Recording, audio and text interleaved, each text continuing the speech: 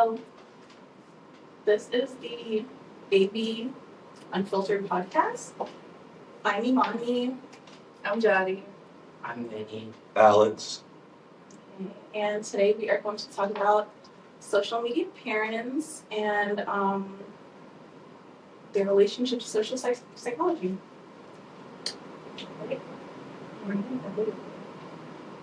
So, something we're going to talk about is, I think, the parasocial relationships that the public have, or internet users have with social media parents. So someone that I thought of was Ballerina Farms or Penn Newman. She was a Juilliard student, a ballerina.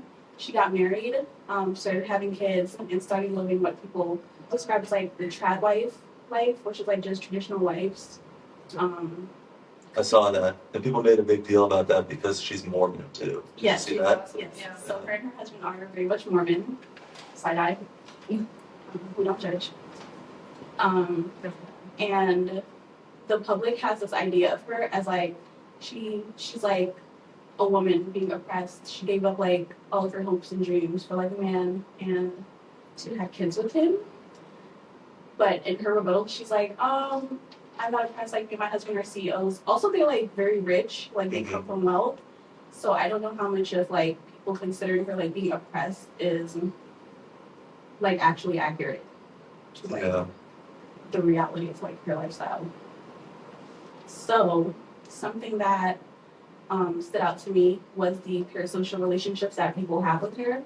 And a parasocial relationship is just a one-sided bond that people have with people now online. So being emotionally connected to social media figures or any kind of media figure that you don't know. They don't know you, you don't know them. There's no real relationship, but you have a relationship with them through the screen.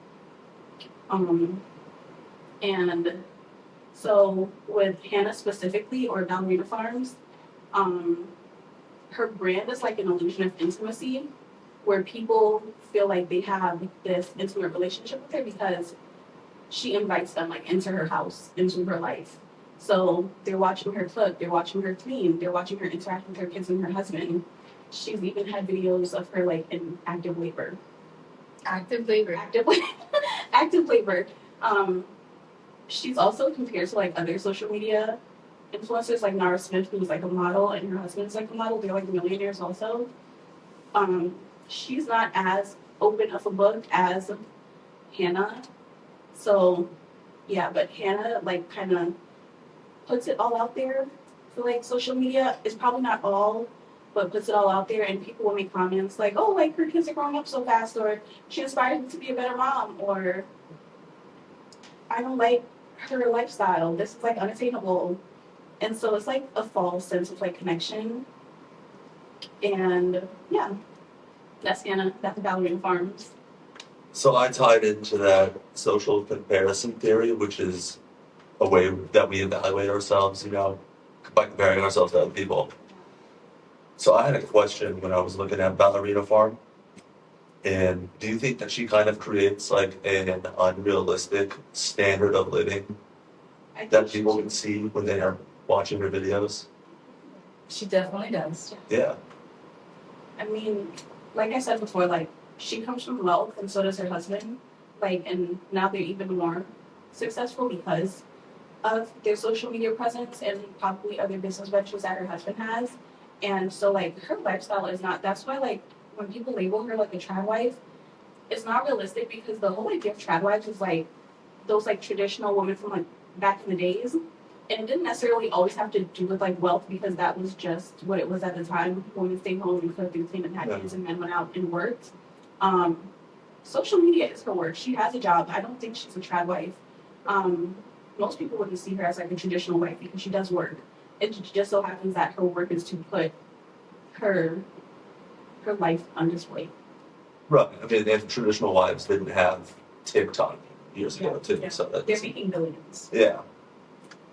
A theory that I connected with her was the self-presentation theory from Urban Goth, where individuals manage impressions of others, or they look at how others perceive them, verbal and nonverbal, and they use that to decide like whether or not they're like achieving goals, if they're like hitting what they're supposed to be hitting.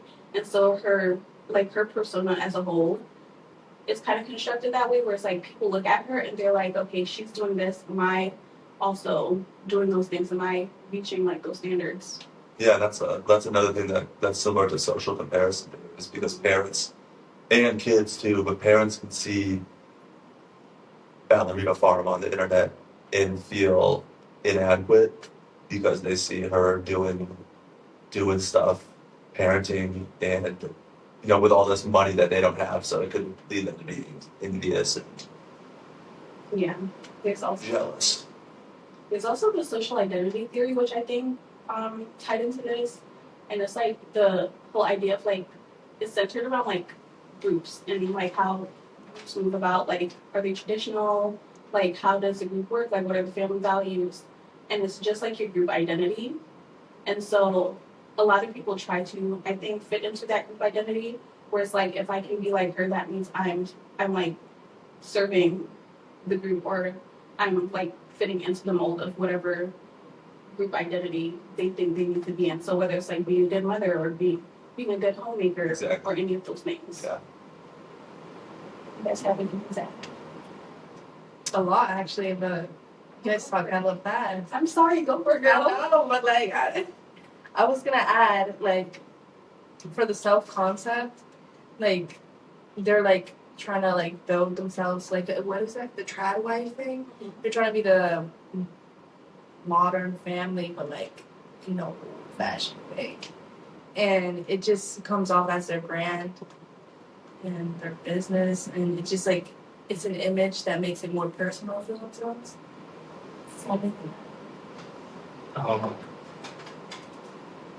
I thought that could tie into the social self versus the true self, because anyone posting online, they're posting like their public outer self, which might be like different from their actual private inner offline self. Definitely. Yeah. I think like the whole idea of like your social relationships, for the most part, I think it's bad because like I don't think it's ever good to like compare yourself to other people in that way, especially people that you just don't know. It's kind of like a double-edged sword where it's like it has this good, Yeah, it can be good or bad. like some people are inspired by her, like, oh, like I'm gonna pick up cooking more, like, Yeah. or maybe something that she Planting. does is cooking from Farming. scratch. Yeah. That is kind of fire that she gets. So it's like she can inspire people, but also like you said earlier, like she does live a somewhat unattainable lifestyle because she is very wealthy. So you have parents that can't meet those standards because they do not have the financial benefits that she does. With resources to build a whole farm. Yeah, or build a ballerina barn, Yeah. a ballet barn. No, you said something about how like people look up to her, right? Yeah. And, like that's like ties into like the self perception theory that when you record yourself, like living the version of your life that you think is what you are, you start to act like that version of yourself in real life on camera. That's good. Yeah. Yeah. So there was a time, like a New York Times article written about her. I got an article after you too. Article. I have an article too. And so, people were talking about, like I said earlier, like, is she oppressed? Like, is she being subjugated by her husband? Because there was like this whole discourse about, how her husband treats her because he got her. I was telling you guys, The egg egg apron. Her husband got her egg apron for her birthday when she really wanted like a vacation to like Paris, I think. And it sparked like a lot of like conversation, and then I don't know if the New York Times article was because of that or it was just supposed to happen and just was that way that it came together all at the same time. But she responded to the article and all the things people say about her, about like her lifestyle and whether or not she's being like oppressed. And she was telling everyone like, hey, like I'm not oppressed, like I'm not an oppressed woman, like my husband and I are like co-CEOs, like we're co-parents, like we do everything together, like I don't fit the trad life narrative at all. Mm-hmm. And so like I thought about like all the psychology points that she hit because it was a really good rebuttal and it was very like proper and PR and something that stood out to me was like the attribution. I think we talked about this in class yesterday, like the fundamental attribution bias first, and like situational bias and like dispositional, and the process of just like explaining to others, like explaining your behaviors to other people, and them trying to figure out like, oh, like, is this because like of how she grew up? Is this what she's going through? Like, is her husband making her do this, or is this like how she really thinks? And critics could say like her lifestyle could be either or, like it could be like situational, and people are not seeing her like for who she fully is, like you said, like it's online. And on the other hand, people can say like, oh, like this is just how she is, like she's predisposed to be like this. She's this PR person, her life is proper and like perfect because that's just who she is as a person. And it was just very interesting, and her like debunking all of those things and shifting it from like this is who she is to you guys are the one that are putting like all of these different things on me, and they don't like frame who I am accurately. I think that was very interesting. Like it was a good rebuttal to a lot of criticism that she had, like saying like, hey, you guys are framing me this way. These are all things that are outside of me that you guys are seeing because you don't know me, and like it's through a screen. And like shifting it from people thinking like this is her life to you guys are putting these things on me. I think the attribution, like the theory of attribution, was perfect. I'm like using Steve. No. No, you're good. I was I'm gonna getting say more and more something nervous. I'm sorry about self-serving beliefs that you were saying that about like the PR and everything. I was gonna say they like credit their hard work and like success to like their love, but they like blame the media for their failures. And it's like a defense mechanism to keep their self-esteem and like remain like in control of their like brand. Yeah. Going back to the journal article I found was about how people, specifically like other mothers, like younger mothers who are on TikTok that are watching her, are becoming more stressed because this is going back to what I was talking about earlier about how they're not feeling adequate enough or whatnot. And it was, oh, wrong one. It's a social comparison on Instagram among millennial mothers. The relationship between envy and parental stress. It shows that mothers who frequently compare themselves to mommy influencers may experience both positive and negative effects, like the double-edged sword that you were talking about, depending on the envy type. While social comparison was positively associated with both benign and malicious envy, the relationships between these two forms of envy and parenting empathy differed. Yeah. Yeah. Yeah. Oh, thank you. I feel like that could tie into the fact that self is relational, because any parents like viewing online parents, they may judge themselves on how they're doing as a parent based on the online parents that they see. It also ties into like social facilitation and like how they're like extra on camera, they laugh louder on camera, they smile brighter on camera, and like it's just like the idea of them being watched, their performance is changing, and they're yeah. I would say as a whole, like this video of her kind of like refuting all the ideas that people have of her, it kind of could be used as a case study on how like influencers use social psychology tools, like impression management, attribution shifting, or even like repairing like those peer social cues, to manage like their public perceptions and their public personas, like using tools that we're learning, and you wouldn't like to the naked eye, like you wouldn't see it like online unless you're looking for it. And now that we are like looking deeper into it, you're like, oh, like she's using these tools that we're learning, and she knows how to use them because she's actively using them to like frame her narrative and to kind of tell you who she is and who she isn't. Mm. like a self schema that like we're good parents, we're good role models, we're successful, protect their identity. Just to wrap up, Hannah, Ballerina Farms, this is just an example of like an authentic life, inauthentic, how influencers portray who they are, and the psychological tools that we can use to kind of they can use to help themselves along the way as they encroach upon their social media endeavors. And I think under the umbrella of like families and parents and social media, we can also talk about the not so good, maybe the toxic families and social media and influencing. So I found this study by Baker et al. Done in 2025. And basically they reviewed 180 videos on TikTok for what they called psychological maltreatment behaviors. So the number one behavior that they saw, they called exploiting and corrupting, which they saw in 52.2% of the videos. And they explained it as encouraging the child to develop inappropriate behaviors.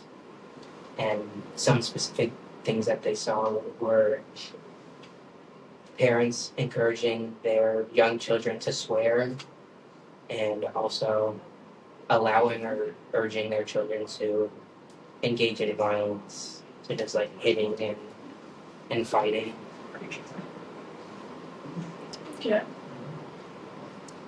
I thought that could tie into the false consensus, which is when doing something undesirable or unfavorable,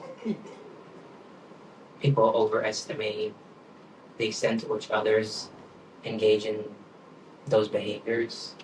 So I think the parents posting like that stuff online, they could overestimate like how many people are gonna like agree with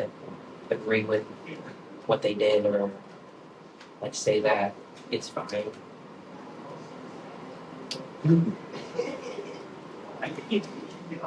Yeah, that's in relation to social cognition and perception. I think from the audience side, we form opinions about like what the people are doing and how honest or likable they are, which is a halo effect, and perceive like their charisma. And through the social perception, we fill in the blanks about their personality, even though we don't actually know them. We feel like we do, like you said earlier, and that's how parasocial relationships are created. Anything else to add? I would just, another family, because you were talking about like families and how like toxic behaviors or like I guess like bad behaviors are kind of like promoted because it helps to build that social media notoriety, because a lot of people deny it, but people love toxicity. They love that. And they eat it up every time. Literally, and the worse it is, the more they're inclined. It's like looking at a car crash, like you want to look away, but you can't. Yeah. It's When the interesting. cops are passing by. Yeah, no, literally. Yeah. And a family that I've seen on TikTok that's like, they're like a big example is like the Brazilian Jenkins. It's like a mom, a dad, and they have like a couple kids. And they also have like an outside child, a stepchild. And they live in a 1-bedroom apartment. I don't know if they still do. Back when I found out about them, they did. Then I blocked them, so I was like, ew. They live in a 1-bedroom apartment.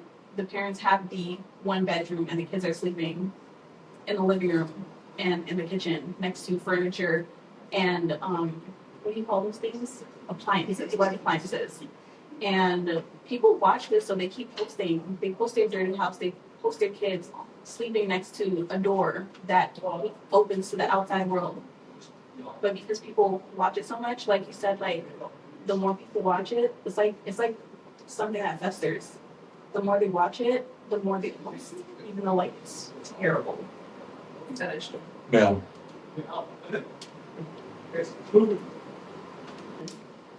So thank you for coming with us on today's scroll through the world of social media parents, from TikTok tantrums to picture perfect family vlogs.